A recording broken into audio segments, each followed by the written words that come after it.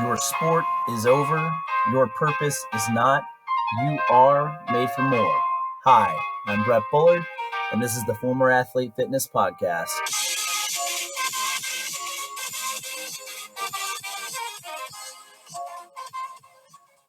What is going on, guys? Welcome back, episode 7. So, last week, we had Mike LaRusso from Canada on to talk about crisis identity. Identity crisis. So, this is episode 7 of season 1, and today's topic is teams. So, before we get into the content, though, and this is going to be a super short podcast, so I'm going to keep it under probably 8 minutes today.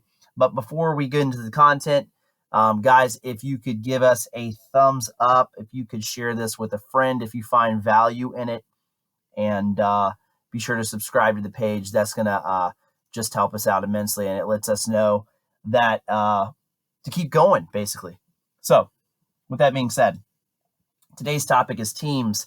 And so, I played baseball for quite a long time. I started at age 7, and then my collegiate career ended at age 23, but then I played with some men's league teams up until about age 27. And I got to thinking, whether it was me playing on a certain team or whether I witnessed other teams in my playing career and even my officiating career, I've seen teams that fall into these 4 categories. And after we talk about these 4 categories, I want you to really reflect on, is this holding true to your relationships and the environments that you're in your current post-sports life? So, very first type of team that I've witnessed while I was playing sports was this is kind of the easy one, the good time team. And the good time team, they're all about good vibes, but there's really no substance, right? Everybody's just kind of trying to feel good. They're just trying to play for the fun of it. There's no substance behind what is going on. Like the communication is lacking good substance. There's really just kind of like laughs, which is great. I think we need that in our lives. But when it comes to teams and common purpose, this good time type team lacks that.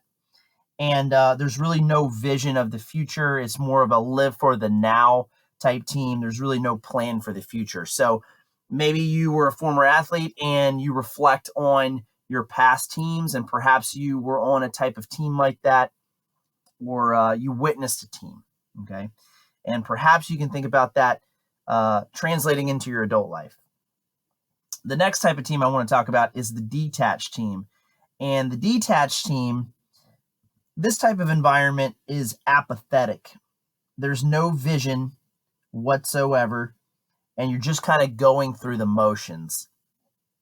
And I know I was a part of a few teams, and from at least age 7 through probably my rec league, at least there was some teams where there was really no substance there. It was just kind of like everybody's an individual. No one was working together, and but no one really disliked each other, but it was just kind of like you're going through the motions, and there's really no passion behind what's happening. And perhaps you can transfer that into your adult life. Maybe perhaps there is an environment that you're in where you're just kind of detached and you're going through the motions. The third one I want to talk about, though, is the elevated team. And this type of environment is a thriving environment. Everybody's working together, and the vision is extremely clear. The process and the daily grind is there. There's mutual respect amongst teammates, and people are wanting you to succeed. People are pushing each other to be better. And when you have this synergy, this type of team, it can be an unstoppable type thing because everybody's wanting to see everybody succeed and go to the next level. And there were, I had the honor of being on some of these teams, from age 7 to 23. And there was a couple college teams that I had the honor of being a part of that were extremely elevated teams, in my opinion. And the last one, I saved this one for last because I've experienced this too. And this one really, really makes me angry. And not only angry at the quote unquote teammates, but angry at myself for allowing myself to be in these types of situations in my past post sports life. But the toxic team. And the toxic team is where the team is just against you. The opposing team is against you. But not only is the opposing team against you, your teammates are also against you. On a toxic team, there's always these bickering situations. There's always this, it is your fault, putting blame on other people, never taking any ownership. There's a zero, if any, communication at all. And I read this quote from the book, You Win in the Locker Room First. And there's this quote that just sticks in my mind. And it says, where there is a void in communication, negativity will fill it. And that right there is the epitome of a toxic team. There is no communication, and therefore negativity fills that void. And that is the definition of a toxic team. And unfortunately, I've been on those types of teams as well. And I've allowed myself and I've put myself in situations in my adulthood where, I just found myself putting myself into toxic situations because I was almost disrespecting myself. And when you're in a situation like that, perhaps you're in an environment now that's toxic. I don't know if you're listening, but perhaps you are. You're going to have to find yourself and put yourself in a situation that makes you thrive. You're going to have to start seeking out positive situations in that environment of toxicity, because there is some positive. There is some positive in that environment, but you have to navigate through that toxic environment, and you have to cling and start creating a team that is working towards an elevated team. You have to create the elevated team in your life, if you will. So we reflected on 4 types of teams. We have the good time team, the elevated team, the detached team, and the toxic team.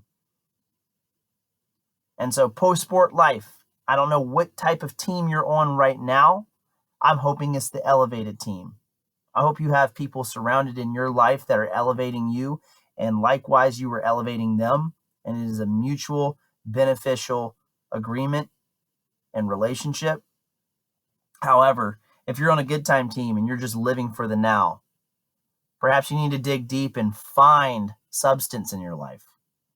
If you're on the detached team and you're living with apathy, perhaps you need to dig deep and find some passion in your life and start working towards a future that you want to create, that you can leave a legacy for. And then if you're on that toxic team, run the hell in the other direction. Quietly dump the people that are not elevating you and navigate through your life to find the people that will help you elevate. And likewise, you help them elevate. So, what team are you on? Guys, that's all I have for you today. Remember, we are on Instagram at theformerathletefitness. There you can find our free community, and you can also find the link to our clothing apparel brand. We have tanks, tees, hoodies, towels. Get you one. Also, of course, we're here on YouTube. This is where our podcast is. And then we're also on Facebook, TFA Fitness _ the Former Athlete Fitness. Guys, your sport is over. Your purpose is not. You are